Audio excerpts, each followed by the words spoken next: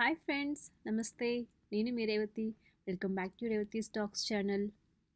Please subscribe to my channel and hit the bell icon for new updates.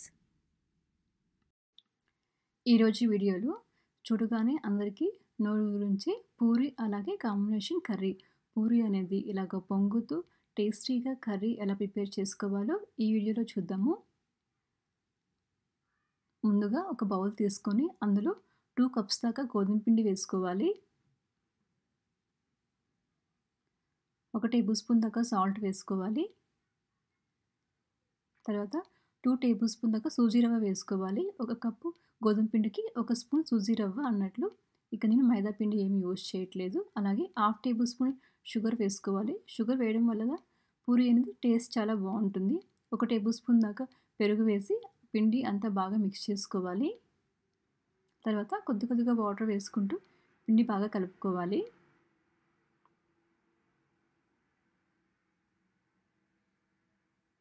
పిండి అనేది ఈ కన్సిస్టెన్సీలో ఉండాలి. మరీ మెత్తగా కాకుండా ఇలాగా ఉండాలి.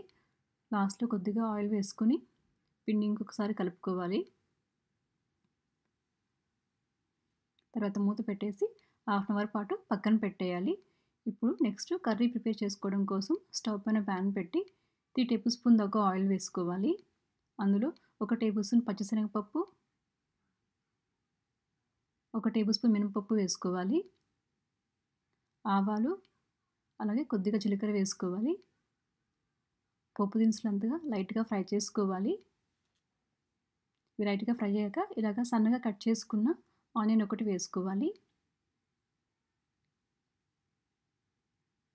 ఆనియన్స్ ఇక్కడ మరీ ఎక్కువ ఫ్రై చేయకూడదు, లైట్గా ఫ్రై చేసుకోవాలి. తర్వాత పచ్చిమిర్చి అలాగే అల్లము ఇలాగ సన్నగా కట్ చేసుకొని వేసుకోవాలి. ఇది 1 నిమిషం పాటు ఫ్రై చేసుకోవాలి.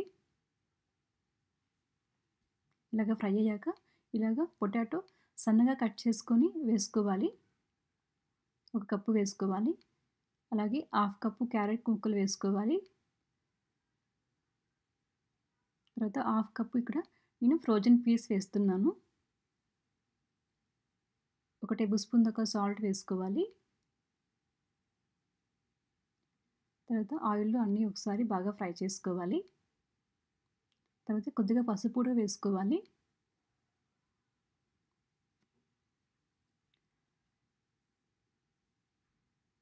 మూత పెట్టేసి ఒక 2 నిమిషాల పాటు ఇవి ఆయిల్లో మగ్గనివ్వాలి. వెజిటేబుల్స్ అంతా ఇలా మగ్గిపోయాక ఇలా ఆయిల్లో మగ్గాక 1.5 గ్లాస్ దాకా వాటర్ వేసుకోవాలి. తర్వాత మూత పెట్టేసి స్టవ్ మీడియం ఫ్లేమ్లో పెట్టుకొని 10 నిమిషాల పాటు బాగా కుక్ చేసుకోవాలి. వెజిటేబుల్స్ బాగా ఉడికిపోయాక పక్కన చిన్న కప్పులో 2 టేబుల్ స్పూన్ దాకా శనగపిండి తీసుకొని కొద్దిగా వాటర్ వేసి విస్క్తో బాగా కలుపుకోవాలి. పిండి అనేది ఉంటలు లేకుండా మిక్స్ చేసుకోవాలి. తర్వాత దీన్ని కర్రీలో కొద్దిగా వేసుకుంటూ కలుపుకోవాలి. ఇక్కడ ఉంటలు లేకుండా బాగా కలుపుకోవాలి.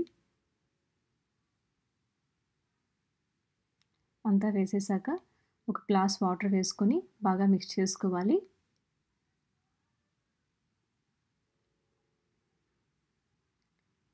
ఒకసారి అంతా కలిపేసి ఇప్పుడు టేస్ట్కి తగ్గట్టు సాల్ట్ అడ్జస్ట్ చేసుకొని వేసుకోవాలి.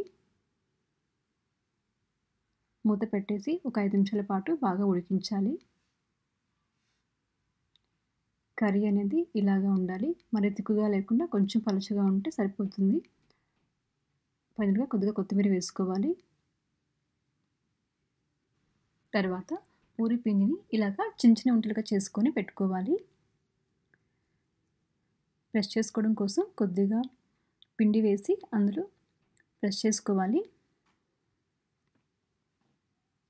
పూరి అనేది ఇలాగా సర్కిల్గా ప్రెస్ చేసుకోవాలి. అలాగే పలుచగా కాకుండా కొంచెం తిక్కుగా ఉండాలి. మీడియం సైజులో ప్రెస్ చేసుకుంటే చాలా బాగా పొంగుతుంది పూరి. ఇలాగా ఉండాలి. ఇలాగ చేసి ఒక ప్లేట్లో ఒక 5-6 చేసుకొని పక్కన పెట్టుకోవాలి. తర్వాత స్టవ్ పైన ఆయిల్ పోసి ఆయిల్ బాగా హీట్ అయ్యాక పూరి వేసి ఫ్రై చేసుకోవాలి. ఆయిల్లోకి ఇలాగా ప్రెస్ చేస్తే పూరి అనేది బాగా పొంగుతుంది. అలా కాకపోయినా ఆయిల్ కొంచెం పైన వేస్తూ ఉంటే పొంగుతుంది.